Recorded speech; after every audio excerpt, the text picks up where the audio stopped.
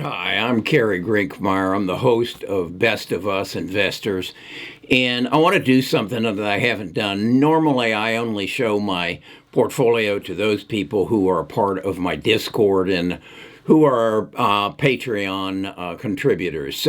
But I'm going to break from that, and I'm going to show you a breakdown of my portfolio, which is about $888,000 right now.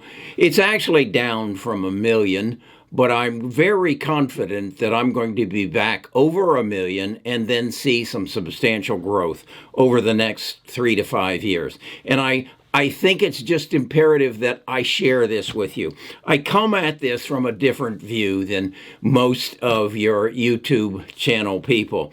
I'm a retired financial advisor. I'm 76 years old. I've seen just about everything happen, and I think I have a little bit deeper understanding of what is about to happen. I like to say that the most important event that has happened in your lifetime and in my lifetime started last March, and that was the coronavirus. And as a result of that and disruptive technology, which Kathy Woods has been talking to you about for about 3 years now, that the change in our world that's going to happen in the next 10 years will surpass the change that has happened in our world in the previous 100 years. And if you're positioned properly, you're going to do extremely well. If you don't position yourself properly, you're going to do okay. Okay? So let me share my knowledge with you and my portfolio, and we'll go from there. Okay, be right back. Best of Us Investors presents Kerry Grinkmeyer. Okay, before I get into this, I need your help on something. I am going to be traveling at the end of May. I have a granddaughter who's graduating from high school in the Panhandle of Florida. I have a granddaughter who's going to be graduating from college in Savannah, Georgia, and I have a grandson who's going to have his 16th birthday in Atlanta. And so I'm going to be on the road about 2.5 weeks, and I'm going to be doing videos, and I'm going to be accessing my portfolio. And I've become aware that I need a virtual private network, a VPN. I don't know much about VPNs, but as I understand it, that if I'm traveling and I'm using hotel networks and coffee shop networks and restaurant networks on either my laptop or my phone, I'm subjecting myself to probably some hacking into my brokerage accounts, into my bank account, and in anything and everything else. So I need a VPN. So in the comments, please go down, express your opinions of various VPNs, which one I should get involved with, and I'd really appreciate it, and we'll go from there. Okay, let's talk about my portfolio. I have 27 holdings. The real core of my portfolio is what I call the Big Six plus Tesla. I coined that phrase from Amy Grant's book, The Big Nine. My Big Six are the U.S. end of that, plus I have Tesla in that part of it. So what I want you to understand is then I took the other 50% of my portfolio and geared it around the change that I think is going to happen relative to the pandemic. But let's say you're now just wanting to understand. Here's the portfolio. Take a look at it, and then let me break it down. As I said, I'm in Google, Microsoft, Facebook, Apple, Amazon. I think they're all going to have a strong second quarter. This is where the money is. These are what I refer to as the buyers. If there's a small company in the tech world that has potential to grow exponentially, and it fits the framework of any of these 7, they'll buy it. Okay? So that's why you have to have these people in your portfolio. The next area that I'm very heavy on and very anxious to have in my portfolio is that of biotech. And the mainstay of the biotech is CRISPR. I want you to go find a Seeking Alpha article that I've recently read, and it's telling you how Vertex Pharmaceuticals, a large pharmaceutical company, has upped its partnership with CRISPR. This is, as the author of the article says, this is an endorsement by a heavy pharmaceutical company that CRISPR is going to take us places we've never been before. They're upping their partnership to where they control 60% of the profits that that CRISPR is going to generate. They're doing this by putting $900 million upfront cash into CRISPR, because CRISPR is developing CTX100, which is a genome sequencing drug that deals with blood disorders, in particular sickle cell anemia. Now, CRISPR we know works because we've tested it in the test tube, or in the Petri dish and the test tube. Now, what really is going to break this is CRISPR is doing clinical studies on this CTX100, and it will be, before the end of the year, decided. So they've taken it out of the test tube and put it into the people's bodies. If this is a hit, CRISPR will explode, and this Vertex Pharmaceuticals wants to be a part of it. They have further committed that if, in fact, this therapy is approved by the FDC, they will up another $200 million, bringing their commitment this year into CRISPR up to $1.1 billion. So this is a heavy endorsement. You and I can only know so much about these companies, but when you see a sizable pharmaceutical company coming to CRISPR like this is an endorsement. This is the best minds saying, we want a part of this, and we want a big part of this. Read this. Go find the Seeking Alpha article on Vertex and CRISPR, and it'll give you the basis for why I'm so enthusiastic about my holdings in CRISPR. It represents I think it's about $33,000 I have in CRISPR. The next area I want you to really look into, and I'm really impressed with this is Alex Karp's Palantir. Alex is leading a charge that I'm very excited about.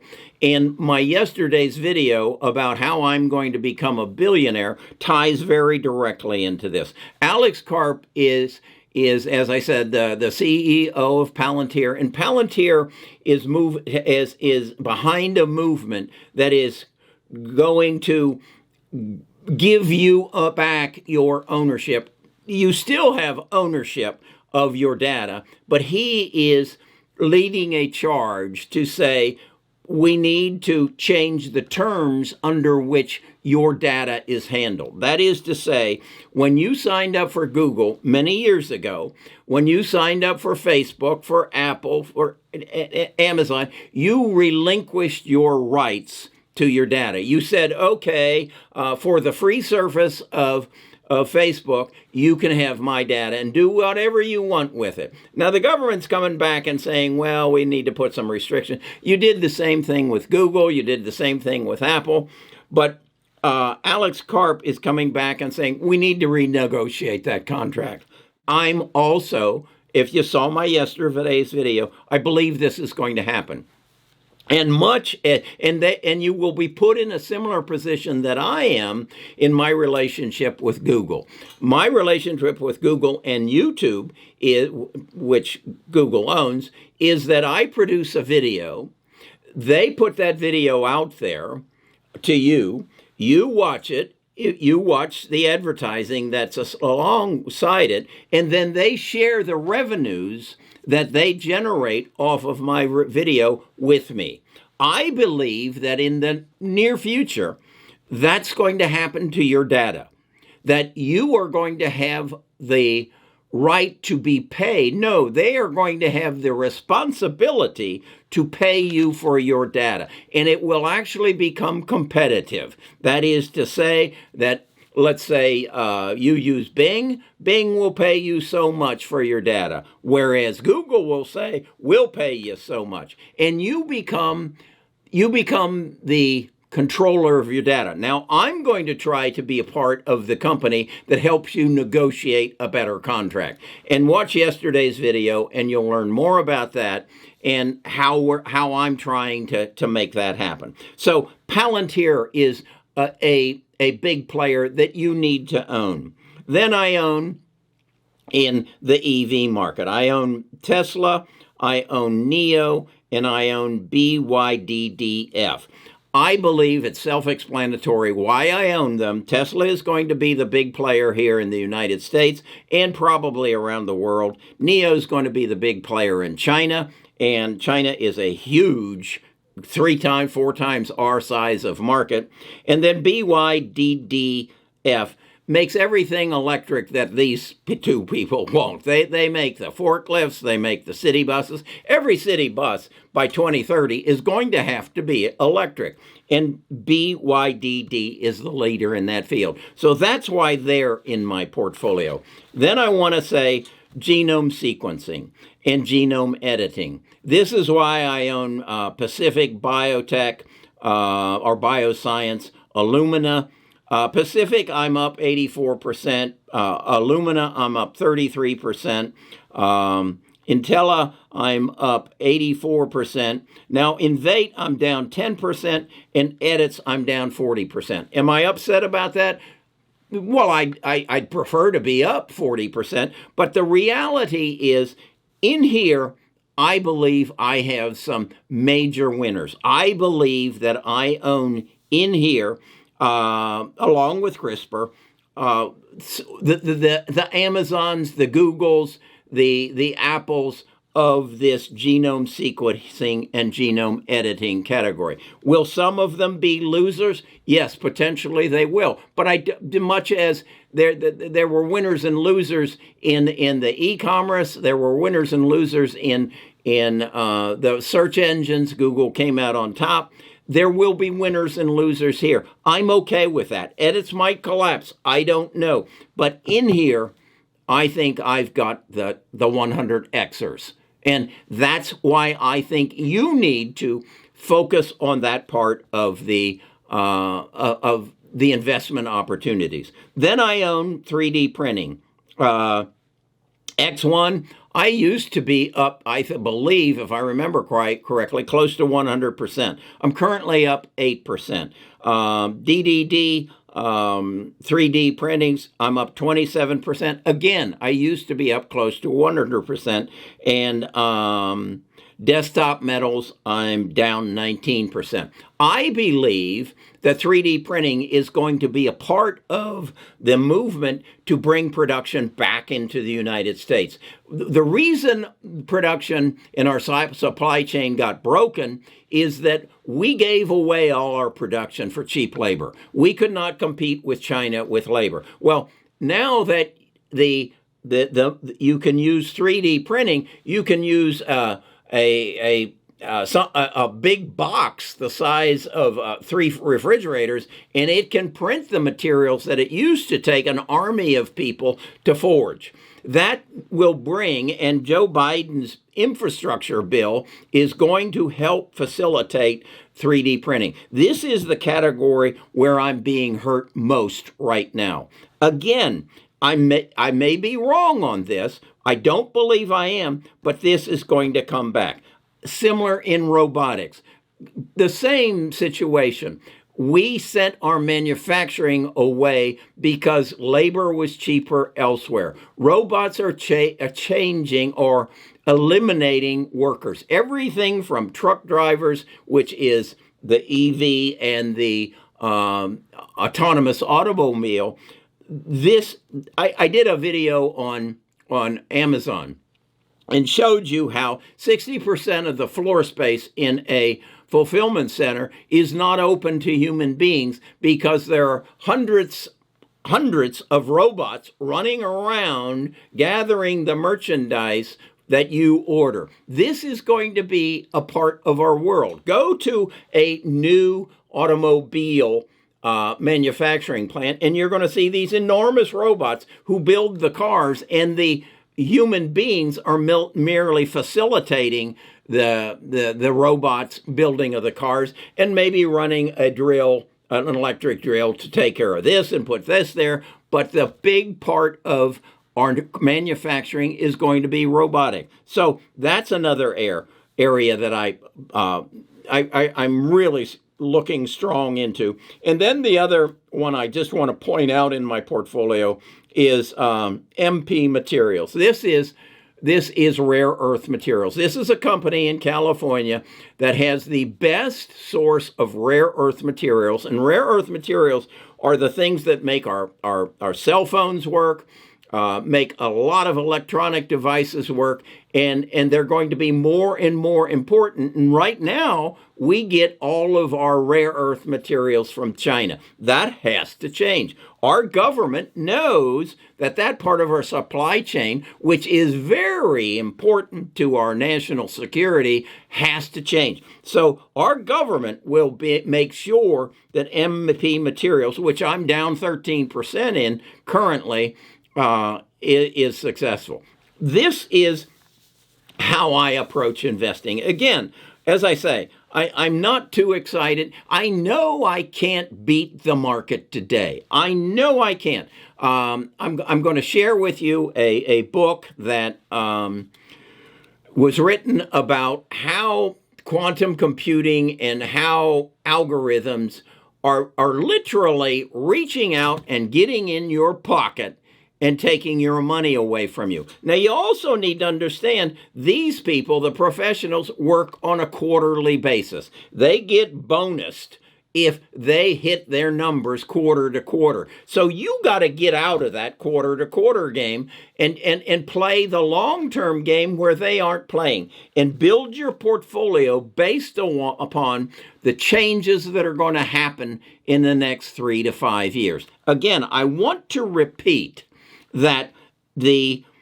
change that's going to happen in the next 10 years will be substantially greater than the change in our economy and where our growth is coming from than in the previous 100 years. Just kind of digest that for a second and realize you have the investment opportunity of a lifetime.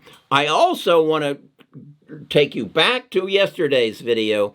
I am going to, every Tuesday, focus on how we can not become millionaires, but how we can become billionaires. How we can recognize, like Jeff Bezos did, like Bill Gates did, like Steve Wozniak and Steve Jobs did, what is going to happen in the future, and how can I create something, a company, to facilitate that? I'm right now talking about the data that we are going to become owners of, and how I want to build a company about that. And that may not be where it happens. There are other changes. There are the Bitcoin, there is the blockchain.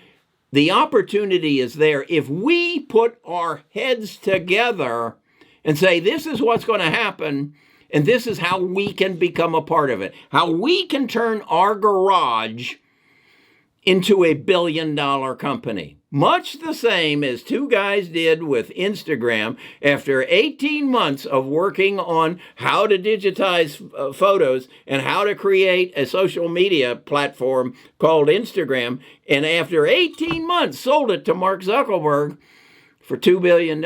You and I can do that. We just got to put our heads together. How are we going to do that? Come to bestofusinvestors.com. Give me your name and your email address, and I'll give you a link to our Discord. And there, go find the section, the channel that says Become a Billionaire, and we'll talk and we'll learn from each other so that you become my Steve Wozniak and I become Steve Jobs. Okay? and we become billionaires together. So that you become Sergey Brin and I become Larry Page, Google, and we become billionaires together. It's all about putting our minds together and thinking outside of the box. Okay.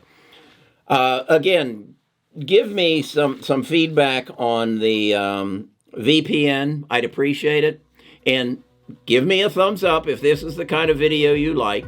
Subscribe and come join our tribe. Thanks. Talk to you tomorrow.